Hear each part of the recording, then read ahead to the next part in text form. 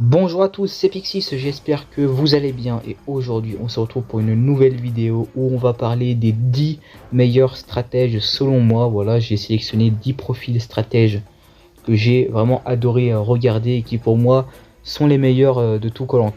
Après ça reste subjectif car voilà, on a des stratèges qui sont allés très loin, d'autres qui ont gagné, d'autres aussi qui ont même pas fait la réunification. Donc voilà, c'est assez varié et j'ai décidé de prioriser aussi les stratèges qui ont tenté des stratégies bien qu'elles soient assez folles, assez incroyables, plus que des stratèges dans l'ombre, à l'instar d'une Clémence ou ce genre de profil qui généralement se font tout petits et restent derrière un gros profil qui va faire tout le travail à la place et qui finalement à la fin gagne. Je ne suis pas très client de ce genre de stratégie, bien que j'assume que ça marche quoi. Et on va commencer avec le dernier du coup de la liste, le top 10, et j'ai décidé de mettre Maxime, le bijoutier de koh Rajampat. Pour moi un stratège très important de l'histoire de koh. Pour être honnête, c'est pas du tout le meilleur, mais pour moi je suis obligé de le mettre dans le classement tellement il a marqué l'émission, du fait que ce gars là quand même il a pré-shoot le fait que la production allait cacher des colliers d'immunité sur leur campement, car c'était la première saison où il y avait des colliers dans koh. Et il avait décidé de fabriquer un faux collier d'immunité, bien qu'il soit pourrave, on est d'accord, hein, le truc qui ressemblait à rien du tout. Mais en tout cas, rien d'avoir l'idée, c'était pour moi exceptionnel. Et puis même, il a quand même fait des très bons coups stratégiques avec les deux premiers conseils des rouges. Avec notamment l'animation de Lisa et celle de Catherine, hein, j'en parle plus en détail. Lors d'une précédente vidéo, je parlais des meilleurs blind signs, n'hésitez pas à aller voir. Mais franchement, ce type-là, pour moi, il a vraiment marqué l'histoire du jeu jusqu'au bout. Et c'est pour moi peut-être le premier vrai stratège qui avait une ambition un peu Survivor. Si je compte pas Nicolas, qui était quand même resté assez discret dès le début. Lui, dès le début, est arrivé avec des gros sabots, mais plutôt discrètement, avec une grosse ambition, mais avec une belle stratégie, pas comme ces derniers stratèges qui essayent de lui ressembler. On parle de certains comme Alexandre ou même Steve ou voilà Adrien par exemple, qui eux sont des mauvais stratèges contrairement à lui, qui a vraiment super bien joué, car il avait cette idée de rassembler les plus faibles pour aller le plus loin. Malheureusement une blessure va un peu l'handicaper, et puis même aux ambassadeurs, juste avant il se fait démasquer par Florence qui le lâche, et puis il se fait éliminer aux ambassadeurs. Mais c'est vraiment pour moi peut-être l'un des candidats les plus importants de l'histoire de koh, avec Moundir, avec Claude, car c'est un candidat que tout le monde reconnaît, et c'est un candidat qui a marqué le jeu par la dimension stratégique, par ses ambitions. Donc j'étais obligé de le mettre dans ce classement.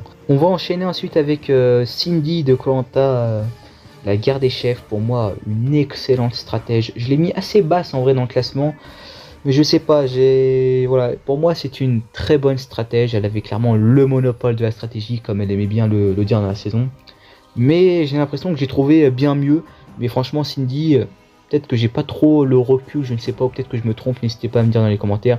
Je l'ai mis en top 9 seulement, mais franchement c'était excellent quoi. Déjà d'avoir une candidate qui évolue stratégiquement au fur et à mesure du jeu, j'ai trouvé ça génial, car elle n'avait pas du tout le profil, contrairement à Maxime, d'être une stratège déjà lézardée au soleil dans les premiers jours et tout, et puis finalement elle a saisi, on va dire, l'occasion d'être la stratège de la saison, vu qu'elle a vu que il y avait un truc à faire avec l'élimination de Béatrice. Elle l'a blindside Béatrice, c'était excellent, et puis même j'ai trouvé ça génial le coup qu'elle avait fait avec son collier, du coup au binôme, car elle avait fait croire qu'elle allait jouer son collier et tout, elle le montrait et tout, elle avait vraiment mis dans l'esprit des autres que son collier c'est bon, elle allait jouer, qu'elle a eu le temps de faire une contre-stratégie contre Brice, un bleu comme elle, qui avait voulu l'éliminer, et pour éliminer Brice plus Sophie qui était jaune. Et du coup c'était vraiment un super coup, car elle s'était créé un noyau en éliminant son rival, et en gardant en plus son collier qu'elle avait décidé de garder à la surprise générale. Donc c'était un super coup. Puis même par la suite, voilà, c'est quand même elle qui dirigeait clairement les votes dans son alliance, et elle a vraiment super bien joué stratégiquement.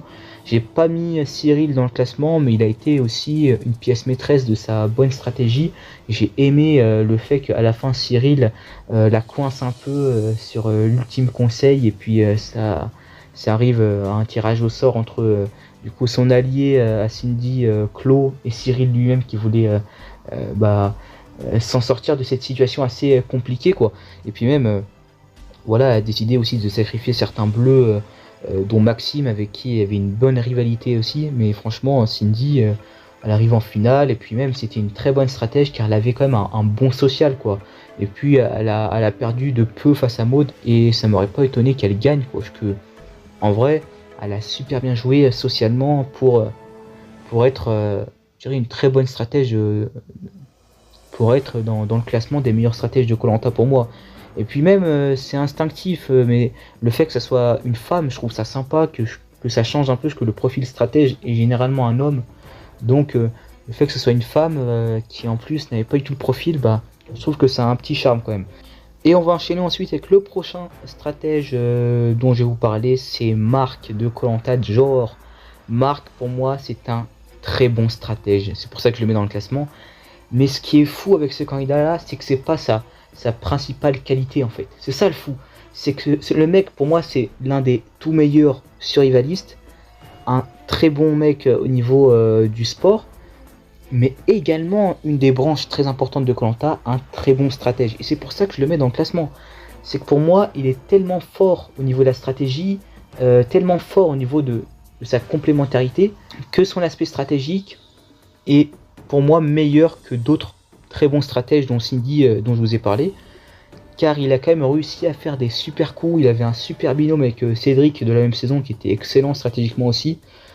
Et puis ce gars là quand même, c'est un candidat qui a toujours été en danger, toujours depuis le début, hein. Dès le premier conseil il n'était pas dans l'avis du groupe, il n'avait pas voté comme tout le monde, et puis il a toujours réussi à trouver des stratégies, avec notamment celle du mérite, avec Chantal et Bruno, avec qui il s'est quand même associé pour éliminer des grosses têtes. Et puis c'est quand même toujours quelqu'un qui a fait des bons choix, quelqu'un qui réfléchissait au niveau de la stratégie. On se rappelle aussi avec le confort qu'il avait gagné, où il pouvait déguster un steak frites, il l'a dégusté avec Bruno. Ce choix-là, il n'est pas du tout anodin, hein, clairement. C'est pas du tout un choix voilà, fait comme il le dit, au niveau du mérite, au niveau de tout ça. C'est un choix pour voilà, essayer de rallier Bruno à sa cause, en voyant que certains n'étaient pas trop actifs sur le camp, contrairement à Bruno et Chantal et lui-même. Et c'est tout ça que je mets pour moi en valeur avec Marc, c'est que c'est un candidat qui sait jouer autour de la survie, du sport, du mérite, mais également de la stratégie. Et tellement c'est un bon candidat, il a joué à merveille avec ce prisme-là, qui est la stratégie, et qui l'a amené à la victoire. Et ça c'est génial. D'arriver avec tous ces aspects-là, à gagner la saison, pour moi t'es obligé d'être un très bon stratège minimum. Et pour moi c'est le cas, et c'est pour ça que je mets Marc voilà, en top 8 dans ce classement des meilleurs stratèges. On va enchaîner ensuite avec le prochain stratège que j'ai décidé de mettre, c'est Ravière. Et oui, Ravière de koh Malaisie et de koh le combat des héros, surtout dans le combat des héros, où pour moi il améliore son côté stratège de koh Malaisie, qu'il avait littéralement puni. C'était un candidat qui était stratège, qui pensait notamment assez souvent à la stratégie, hein. Je me rappelle qu'il parfois il dormait pas en pensant, en faisant des calculs stratégiques. Et ça, c'est ce que j'adore avec certains stratèges, c'est que la stratégie est tellement pour eux importante que parfois ils n'en arrivent pas à dormir, quoi. Et puis Ravière, c'était ça dans sa première saison, mais il n'était pas forcément, je dirais, très fin. Et puis ça s'est vu avec son élimination, il avait insisté sur Namadia, ce qu'il fallait pas faire en fait, éliminer le gros sportif sur une saison avec des colliers d'immunité sur l'île et tout, c'était quand même un très gros risque, vu que tout le monde savait que ça allait être Namadia, et puis ils votent tous Namadia, du coup forcément ils jouent sous collier, et ils dégagent Ravière qui était la tête de l'équipe des jaunes. Notamment pourquoi il se glisse assez haut dans ce classement, c'est que en fait, dans sa deuxième saison, son retour à l'All-Star, pour moi, quand tu regardes tous les candidats qui sont dans ce casting, il devait pas faire l'enfeu. C'est clairement le moins sportif, mais dans une saison où t'as que des monstres physiques en face, il a réussi à arriver jusqu'à l'orientation, donc à la finale, car il a eu cet aspect stratégique génial qu'il a gardé du début jusqu'à la fin. On se rappelle avec notamment des très bons coups qu'il a fait, le blindside du binôme Yacine Alban, celui de Cassandre, le fait de s'allier avec Jérémy et Nathalie, le fait de pardonner à certains, le fait de ne pas avoir l'orgueil comme il l'avait eu lors de Koh-Lanta Malaisie, du fait que ça va être Namadia qui va être voté et du coup finalement c'est lui qui se fait punir. Tout ça saupoudré de l'humour qu'il a, et honnêtement c'est ça qui est génial avec certains stratèges, c'est qu'ils savent jouer de l'humour, et généralement c'est ça qui les fait gagner, hein, ou qui les fait aller très loin, c'est le fait qu'ils soient, je dirais, assez sympa, assez rigolo, et pas forcément des gens calculateurs, toujours dans leur coin, toujours à faire la gueule. C'est pas ça être un bon stratège. Et oui, hein, c'est être sociable avant tout. Et c'est pour ça que je le mets assez haut dans le top. Je l'ai pas mis très très haut car pour moi il n'y a pas l'aboutissement. Malheureusement, il gagne pas dans le combat des héros. Sa première saison, en vrai, il était éliminé assez tôt. Donc il manque un truc, mais en général, pour moi c'est vraiment excellent. Et c'est pour ça que je le mets assez haut.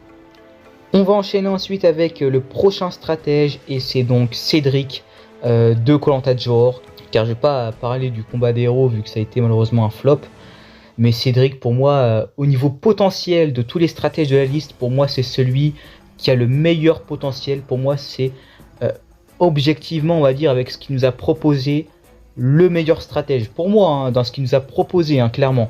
Mais malheureusement, il ne peut pas être le premier ou un peu plus haut, car le parcours qu'il a fait de lui, je dirais, un stratège, je dirais, voilà, qui manque un truc, quoi. Il a été éliminé assez tôt dans son premier Koh-Lanta quand même s'il a fait, je dirais, pour moi, peut-être le meilleur coup stratégique de toute l'histoire de Koh-Lanta.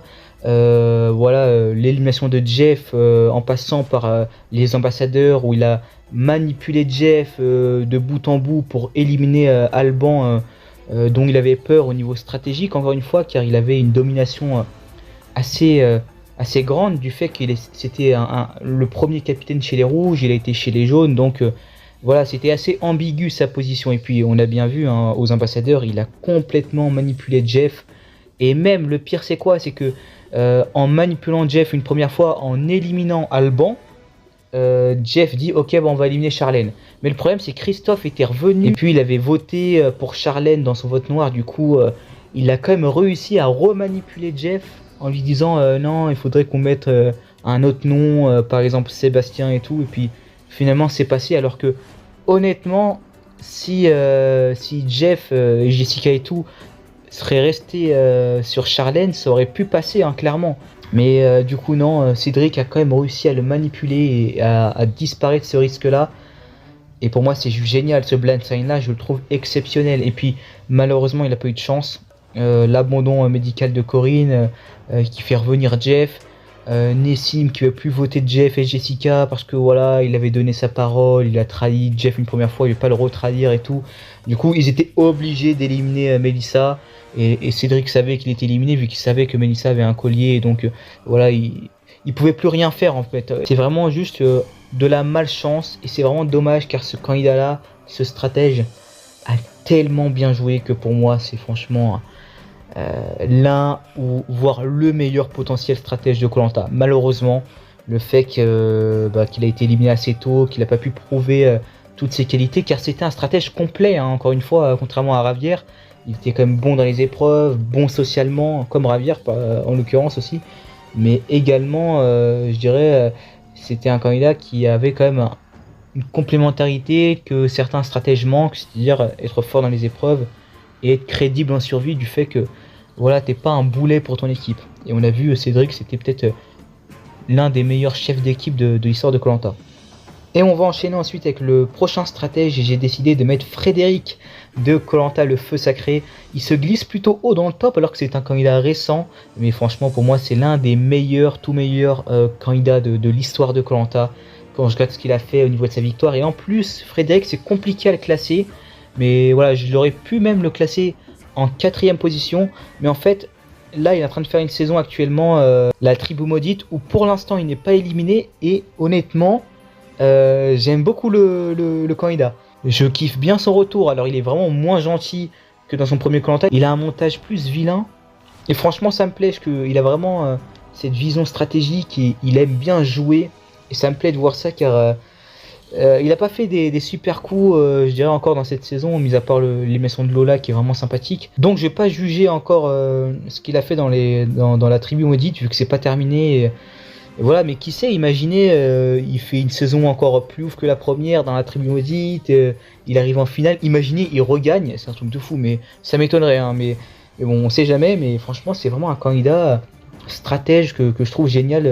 Et en plus, lui, il a gagné, hein, contrairement à tous ceux que je vous ai cités, sauf Marc, il a quand même remporté la saison. Et honnêtement, pour moi, Frédéric, c'est un stratège qui a su être plutôt discret dans l'ensemble. C'est vrai qu'il était quand même plutôt en danger, on va dire, avant la réunification, vu qu'il y a eu le swap, il était retrouvé chez les rouges en minorité. Il a quand même su se démerder en éliminant Tanya et puis Rudy par la suite. Et puis voilà, on a vu qu'à la réunification, il y avait une belle vision du jeu en fait, avec Nicolas également. Ils avaient une belle paire avec Quentin et tout. Je trouvais qu'ils avaient une belle alliance. Et puis même, voilà, le fait qu'il perd Gilles et Quentin lors des Blind Sign, j'ai trouvé ça génial que voilà, il assume un peu le bon jeu des filles et qu'il soit pas rageux en fait. Et ça, c'est une bonne qualité pour un stratège, je trouve. Et Cédric l'avait eu aussi, il avait été très bon joueur après son élimination. Mais franchement, Frédéric, ce que j'ai trouvé aussi génial, c'est que voilà, il y a eu aussi ce côté-là à la fin où je trouve qu'il a su aussi bien jouer avec le fait que il a fait des choix qui importaient beaucoup, notamment l'élimination au binôme de Clémence, aussi le choix final des poteaux que je trouve génial, hein, le fait de ne pas choisir Nicolas, ça paraît anodin, mais c'est pas donné à tout le monde. Il a quand même fait sa parole, il a donné sa parole à Nicolas, et puis quand même il n'a pas choisi vu qu'il avait quand même cette vision du jeu. Et c'est pour ça que je n'ai pas intégré d'autres candidats qui ont en soi bien joué, mais qui à la fin se sont plantés, du genre Martin, Claude, qui sont en soi des candidats qui ont une bonne vision stratégique, mais qui ont fait des choix finaux. Franchement, tu comprends pas, parce que s'ils avaient choisi un autre candidat, ils auraient gagné. Alors que Frédéric, il a vu le jeu avant l'amitié, et il a éliminé Nicolas comme ça au poteau, parce que j'ai trouvé ça génial. Et puis même, je trouvais que son speech final était vraiment très sympathique, mais aussi il a eu de la chance un peu de tomber face à un jury final pas du tout rageux. Voilà, c'était assez rare, mais c'était le cas, et du coup voilà. Mais honnêtement, c'est bizarre, parce que je me dis, est-ce qu'il pourrait être plus bas ou plus haut? Ça, c'est à voir avec, je dirais, la suite, vu que là, actuellement, quand je vous fais la vidéo, il y a la saison La Tribu Maudite qui est diffusée, et c'est pas encore terminé, et Frédéric, pour l'instant, fait une très bonne saison à mon goût. Voilà, donc je sais pas trop comment le positionner encore. Pour l'instant, ça reste un top 5. Et on enchaîne ensuite avec le top 4, le quatrième de cette liste. Quel stratège j'ai mis? J'ai mis Philippe de Koh-Lanta Vietnam, voilà, le gagnant, et qui est revenu également dans la nouvelle édition. Pour moi, Philippe, c'est un super stratège que j'ai trouvé vraiment discret en fait. Ce que j'ai aimé avec Philippe, c'est son côté prêt à tout pour aller gagner la victoire. Du fait que c'était un candidat qui était plutôt complet à la base. Honnêtement, quand j'ai commencé à regarder Koh-Lanta, Philippe, je l'ai pas du tout vu comme un stratège, hein, quand j'étais petit. Je l'ai plus vu comme un gars plutôt fort, plutôt survivaliste, assez humble, ce qui était le cas, surtout au début du jeu. Mais c'est vrai que quand tu regardes la saison, quand tu la re-regardes, il a quand même un air de stratège. On voit que dans ses décisions, c'est pas du tout anodin le fait qu'il par exemple donne à ses camarades qui offre à ses camarades au meilleur moment, on va dire, sa poire chocolat. En plus, ça fout le bordel et tout. Le fait qu'aussi il arrive à avoir des justifications pour éliminer certaines personnes. Il est un peu manipulateur, mais c'est vraiment tout dans la discrétion et dans la subtilité. On le voit même aussi au début du jeu où il voulait pas avoir le rôle de capitaine d'équipe.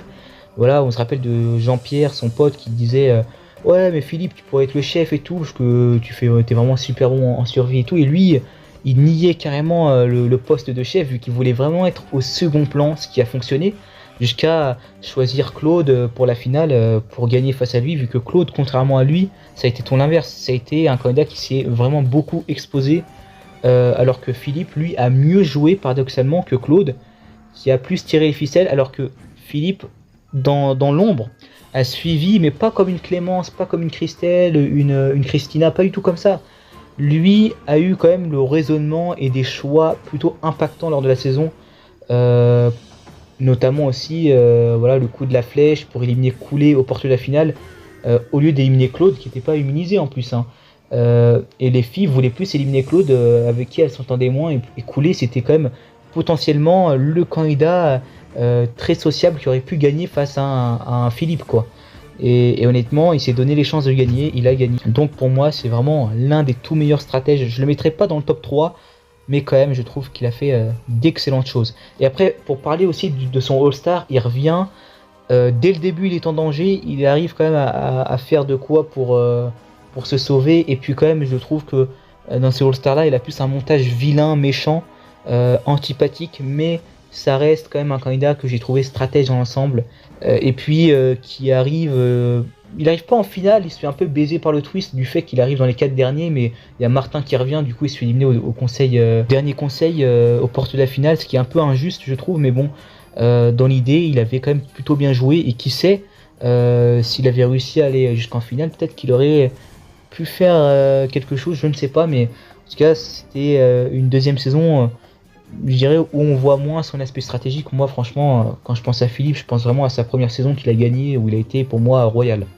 Et on va arriver dans le top 3, pour moi les 3 meilleurs stratèges de Koh-Lanta. Alors dans l'ordre, celui que je trouve le moins bon, même si c'est un grand mot, car pour moi ils sont tous bons, hein, même dans toute la liste, c'est Pascal. Pour moi, un très grand stratège de Koh-Lanta qui a marqué à jamais l'histoire du jeu, car déjà c'est un stratège qui était au bottom, mais dès le début, quoi. Il était dans les 2 équipes qui perdaient tout, il a fait tous les conseils du jeu, le mec était tout le temps en danger, et comme il l'a dit lors de son All-Star, lors de Koh-Lanta Thaïlande, il a subi son aventure. Mais le fait de subir l'aventure, ça quand même, ça nous a donné quand même des très bons moves de Pascal, hein. On a vu que c'était quand même un candidat, il n'a pas fait des gros coups stratégiques, hein, honnêtement, mais c'est un candidat qui réfléchissait, qui honnêtement arrivait à rassembler, et c'est ça que j'ai trouvé génial avec lui, c'est que c'était un calculateur quand même, hein, dans sa première saison. Il a quand même réussi à faire un noyau à partir d'aventuriers qui ont été dans la deuxième équipe des jaunes, qui était très solidaire, hein. Et puis avec ses arguments, avec sa sympathie pour certains, notamment avec Wendy, il a quand même réussi à éliminer certaines personnes, voilà, comme par exemple Nicolas. Également, il a réussi à ne pas se faire éliminer jusqu'alors, hein, vu qu'il était quand même dans l'équipe minoritaire et très rapidement en danger avec son sale caractère. Mais son côté stratégique a fait qu'il a toujours réussi, je dirais, à se sauver de certaines emmerdes. Et en plus, on a vu qu'il a tout perdu dans son Koh-Lanta, quoi. Il a perdu tous ses alliés, sauf Wendy, avec qui il a très bien joué. Après, je trouve que dans sa première saison, c'est dommage qu'il donne carrément la victoire finale à Wendy. Mais bon, c'est quand même dommage cette finalité. Après, c'est pas sûr qu'il aurait gagné face à Gabriel. Mais Gabriel, quand même, avec le coup de couteau dans le dos qu'il a mis à Nicolas, je sais pas s'il aurait gagné aussi. Mais en tout cas, voilà, déjà ça, j'ai trouvé ça génial pour Pascal. Mais quand tu regardes le All-Star qu'il fait, non mais excusez-moi, All-Star de fou, quoi. Déjà doyen de la saison.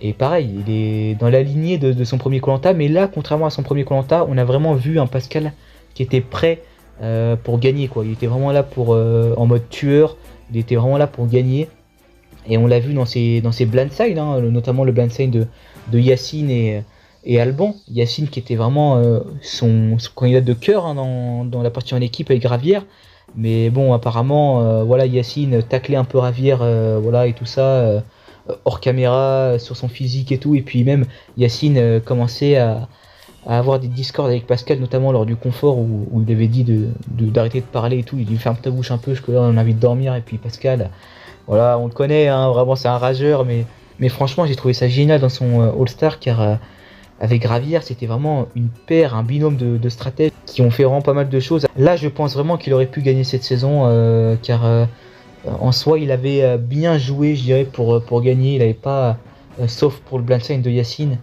il n'avait pas vraiment heurté les gens, notamment le bassin de Cassandre. C'était pas lui qui était à l'initiative, et je pense vraiment qu'il aurait pu gagner ce Koh-Lanta là.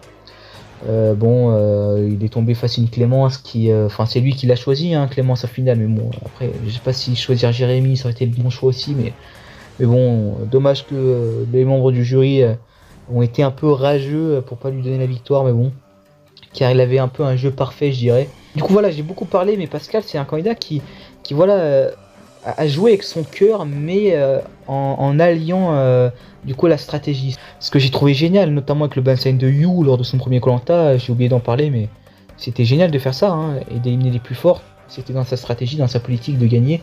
Voilà, on a vu que ça l'a amené 2 fois en finale, 2 fois gagnant des poteaux. Pour moi, c'est peut-être voilà, dans le top 10 des meilleurs aventuriers de l'histoire de koh. Bien que je n'apprécie pas trop Pascal avec son caractère. Perso, ça n'a jamais été un candidat que j'ai beaucoup aimé. Mais il faut reconnaître que c'est un super stratège, quoi. Et on va enchaîner ensuite avec du coup le top 2. Et j'ai décidé de mettre Patrick, le Jack Poto, que j'adore honnêtement. Il a fait 3 saisons. Je vais pas compter la dernière vu qu'il a été éliminé très tôt. Et puis il n'a pas fait vraiment des super coups stratégiques. Bien que je l'ai beaucoup apprécié quand même. Mais... Et également, je vais revenir vite fait sur la deuxième saison. Vu qu'en vrai, cette deuxième saison, c'est... Contrairement à la première où je trouve que c'est là où vraiment le Patrick est à son prime. Mais cette deuxième saison, déjà, il va en finale. Et puis en plus, il a quand même un côté où il a vraiment voulu jouer avec le côté sympathique, le côté blagueur. Ce qui a fonctionné, on l'a vu. Hein, et puis il a quand même toujours le côté où il pense tout le temps au conseil. Il réfléchit tout le temps à qui il va éliminer. On se rappelle aussi du blind sign de Théoura où lui, contrairement à Claude, a assumé voter pour Théoura pour l'éliminer. Alors que Claude, lui, voilà, il ne l'a pas fait. Alors que voilà, lui, il est vraiment là pour gagner, pour jouer stratégique. Et même s'il doit passer par les pires coups, il l'a fait. Hein. Il nous a prouvé que dans Koh Lanta Palao, il était capable de faire de l'anti-jeu pour que Rodolphe ne gagne pas l'immunité pour qu'il soit éliminé. On l'a bien vu. Et ça reste toujours un candidat super sympathique jusqu'à lors du dernier conseil où il y a une alliance des femmes qui vont éliminer l'un des 2 garçons, Kader et Patrick. Ils auraient pu très bien éliminer Patrick, hein, vu que Kader était vraiment détesté des jaunes car c'était un traître en fait. Même si en soi, je trouve qu'il avait bien fait de rejoindre Patrick, Kader, mais en soi, les femmes étaient sûres que Kader, s'il va en finale, il gagnera jamais, quoi. Mais ils ont quand même gardé Patrick car il avait quand même cet aspect sympathique que Kader n'avait pas, tu vois. Voilà, le fait qu'il soit sympathique, tout ça, ça a vraiment aidé les choses. Le fait de le faire avec de l'humour, avec le sourire. Voilà, on l'a vu que ça l'a vraiment aidé, surtout dans son premier Koh Lanta. Il avait fait un duo avec Isabelle, mais que j'ai trouvé magnifique, honnêtement. Même dans le pont de singe, je voulais pas faire gagner Rodolphe. J'ai trouvé ça un peu fourbe, c'est vrai, mais voilà, c'est le jeu. Et j'ai trouvé que Patrick, dans le cadre du jeu, avait aucune limite. Et j'ai trouvé ça génial aussi dans le blind sign de Louis Laurent, où il avait fait croire à Raphaël qu'ils allaient voter pour Rodolphe, alors que finalement ils ont éliminé Louis Laurent. Et puis finalement, conseil d'après, ils éliminent Raphaël alors qu'elle était dans l'équipe rouge initiale. Donc c'est plutôt surprenant et c'est vraiment un candidat qui ne s'est pas caché de la stratégie. On se rappelle aussi notamment lors du conseil final où voilà, il se met aussi à un peu évacuer tout ça, tout ce stress du fait que il a vraiment joué un peu comme un salaud, mais dans le fond ça reste un gars bien, quoi. Ça reste un jeu. Et puis même dans le discours final, j'ai trouvé très émouvant. Mais finalement, il arrive avec une Christina en face qui a suivi du début à la fin. Donc forcément, Christina gagne. Mais honnêtement, Patrick, quand on voit tous les coups stratégiques qu'il a fait, déjà cette façon de penser toujours stratégique, c'était génial. Et en plus, c'est un candidat mais qui est vraiment adorable à regarder. Parce que tu peux pas ne pas kiffer devant un Patrick de Koh Lanta Palao, je pense. Il fait littéralement la saison. Et puis voilà, c'était vraiment un candidat qui pensait non-stop à la stratégie et c'est toujours très plaisant. Et dans son retour aussi, j'ai quand même plutôt apprécié. Et puis également, la petite stat où il avait trouvé les 2 colliers et il les joue à la fin au dernier conseil, c'était plutôt marrant aussi. Et du coup, voilà. Et on va arriver à la fin de la vidéo avec le dernier, le meilleur stratège à mon goût de l'histoire de Koh Lanta. Et c'est Nicolas de Koh Lanta. Nicoya, hein. Voilà, son Koh Lanta porte bien son nom, hein, vu que Nicolas, ça se ressemble. Et puis c'est quand même un coup du destin, vu que quand tu regardes la saison, c'est littéralement lui qui dirige toute la saison. Hein. C'est lui qui est aux commandes de toute la saison. Après, c'était le deuxième Koh Lanta, hein, c'était dès le début. Mais quand tu regardes ce Koh Lanta là, tu te dis putain, mais Nicolas, il était vraiment en avance sur tous les autres candidats. Et quand tu regardes les coups qu'il a fait, déjà il est arrivé jusqu'en finale avec ce montage un peu de vilain qui tirait les ficelles. Après, il avait quand même bien pire que lui en face. Il y avait quand même Bernard qui avait été un traître pour les rouges et qui était vraiment assez détestable. Alors que lui, c'est vrai qu'il faisait rien sur le camp, mais il dirigeait les votes et puis les femmes le suivaient. Hein. On se rappelle de Isabelle et Marianne qui étaient derrière lui. Mais c'est un candidat qui n'a jamais eu de scrupules à éliminer ses propres alliés avec un sang-froid, mais horrible. Mais c'est ça qui est génial. Je dis horrible pour les éliminer, mais quand tu regardes le jeu, c'était logique de le faire. Et puis c'est franchement presque jamais arrivé qu'un candidat ait fait toujours les bons choix comme Nicolas l'a fait. Après bien sûr ça reste la deuxième saison de Koh-Lanta, il n'y avait pas les binômes, il n'y avait pas tous ces twists là, donc forcément c'était plus simple.